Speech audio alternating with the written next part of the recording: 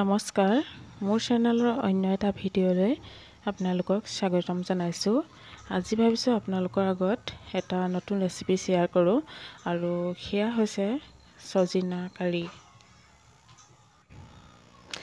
সজিনা খাই আমি সকলোৱে ভাল পাওঁ নহয় জানো, সেয়ে ভাবিলোঁ আমিও খুবেই ভাল পাওঁ। আজি ভাবিলোঁ আপোনালোকৰ আগতো মই ৰেচিপিটো শ্বেয়াৰ কৰোঁ। আৰু এয়া দেখিছে মই সজিনাখিনি অলপ সৰু সৰুকৈ কাটি লৈছোঁ। আৰু সজিনাটো আমি ক'বলৈ গ'লে দামী পাচলি বুলিয়ে ক'ব লাগিব। আৰু যিহেতু আমাৰ এয়া কিনা সজিনা নহয় বাৰু, আমাৰ ঘৰৰ বাৰীত লগা সজিনা, সেয়ে আমি মন গ'লেই ছিঙি আনি খাব পাৰোঁ। আৰু কিনিবলৈ গ'লে বহুত দাম লয়, সজিনা বহুত দাম হয়। আৰু ইয়াত দেখিছে মই মিহি মিহিকৈ ভালদৰে কাটি ল'লোঁ, এইখিনি দেখিছে। আৰু ইয়াত মই ব্যৱহাৰ কৰিছোঁ এটা মিডিয়াম চাইজৰ আলু আৰু আদা, নহৰু, বিলাহী আৰু এটা ডাঙৰ পিঁয়াজ। এইখিনি মই কাটি ভালদৰে ধুই পখালি লোৱা আৰু আলুখিনি মই মিহি মিহিকৈ কাটি ল'লোঁ। আৰু তাৰ এইখিনি এতিয়া মই আদা আৰু নহৰুখিনি ভালদৰে মিক্সিত বা মই খুন্দনাটো পিছোঁ বাৰু, পিচি ল'ম ভালদৰে। আৰু এয়া মই কেৰাহী গৰম হ'লত তেল দিছোঁ। ৰ'বতে এতিয়া আন্ধাৰ ওলাইছে, পোহৰ কৰি লওঁ অলপ। এয়া তেল দিছোঁ। এয়া তেল গৰম হ'ব দিছোঁ। আৰু বেছি তেলো দৰকাৰ নাই, এইখিনি তেল গৰম হ'ব। মই গেছটো অকণমান বঢ়াই দিছোঁ, কাৰণ তেলকণ গৰম হোৱাৰ পাছতহে মই গেছটো মিডিয়াম ফ্লেমত ৰাখিম। আৰু লাহে লাহে তেলখিনি গৰম হ'ব ধৰিছে। আৰু আপোনালোকে জনাবচোন কমেণ্টত, মই বনোৱা ধৰণে আপোনালোকে বনায়নে নে অলপ বেলেগ ষ্টাইলত বনাব পাৰে। বহুতে বিভিন্ন ধৰণৰ ষ্টাইলত বনাব পাৰে আৰু বহুতখিনি বস্তু এড কৰি লয়। আৰু মই বনাইছোঁ মই চিম্পুলকৈ, ঘৰতে যিখিনি বস্তু ব্যৱহাৰ আছে সেইখিনিয়ে বনাইছোঁ। আৰু এয়া দেখিছে মই পিঁয়াজখিনি কাটি থোৱা পিঁয়াজখিনি গৰম তেলত দি দিছোঁ। আৰু পিঁয়াজখিনি অকণমান ৰঙচুৱা পৰালৈকে ভালদৰে ভাজি ল'ম। এয়া দেখিছে পিঁয়াজখিনি অকণমান ফ্ৰাই হৈ গৈছে আৰু মই হালধি এড কৰি দিছোঁ। ভালদৰে লৰাই লৈছোঁ, হালধি নহ'লে কেঁচা কেঁচা গোন্ধ আহি থাকিব।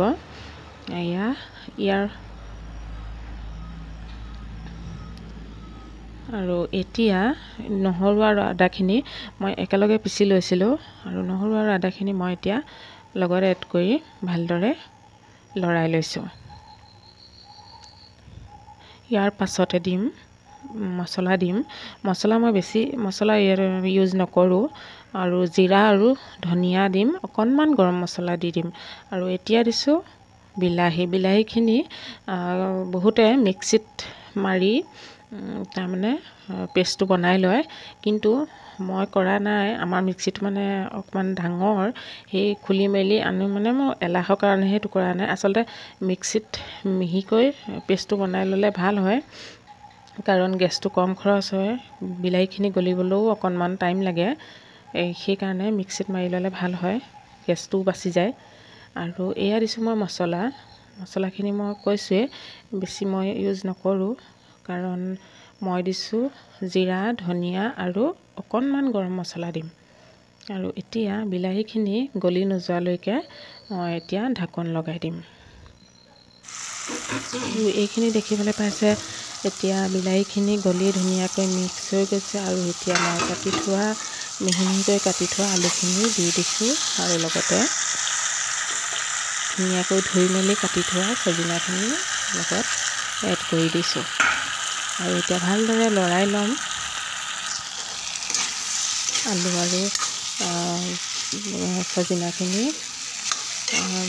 তাত পেষ্ট হোৱা বিলাহীখিনিৰ লগত গলি যোৱা মছলা বিলাহীখিনিৰ লগত ভালদৰে যাতে মিক্স হয়, এতিয়া ভালদৰে মই লৰাই লৈছোঁ।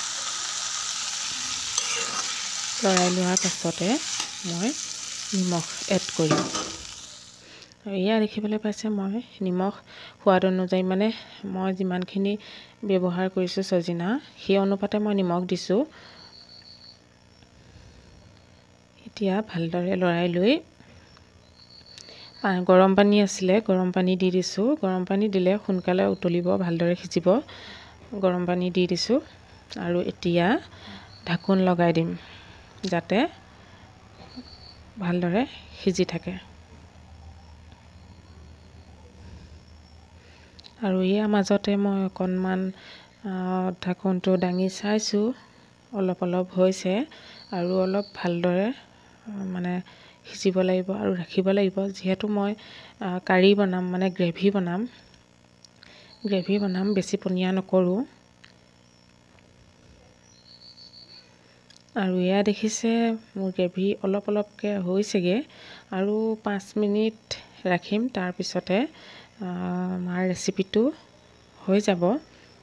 আৰু এয়া দেখিছে ধোঁৱা ওলাই থকাৰ কাৰণে ভালদৰে হয়তো কেমেৰাটোৱে ধৰি ৰাখিব পৰা নাই, মানে এয়া দেখিছে কি ধোঁৱা ওলাই আছে সেইটো কাৰণে।